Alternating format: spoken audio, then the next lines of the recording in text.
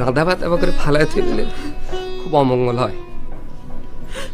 আপনি কি একটু মোজাম্মেলে বুঝায় কবেন চলে যাক, আমি ঠেকাবো না।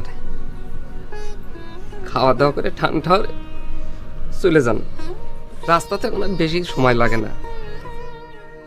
থাক ভাইজান, অপমান তো অনেক হয়েছে, এখন আমাদের মঙ্গলের জন্য নতুন করে অপমান হওয়ার দরকার নেই। আমাদের মতো চাষা ভুষে মানুষের আবার মান অপমান চিন্তা করি না বোন। এই ভাতের জন্য আমাদের মতো চাষাগারে অনেক কষ্ট করা লাগে, তো ভাতের যদি কেউ অবহেলা করে মনের মধ্যে খুব কষ্ট লাগে।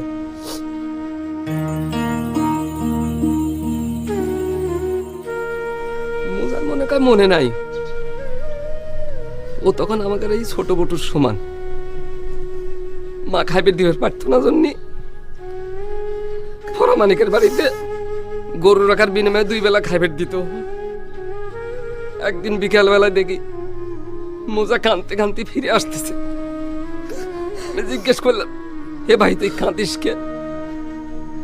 মোজাম্মেল কয় ও বেশি ভাত খায় জন্যে ওক নাকি আর ফরামানিকের বাড়িতে কামে রাখবি না, অথচ আজ আমার এত কষ্টের ভাত এইভাবে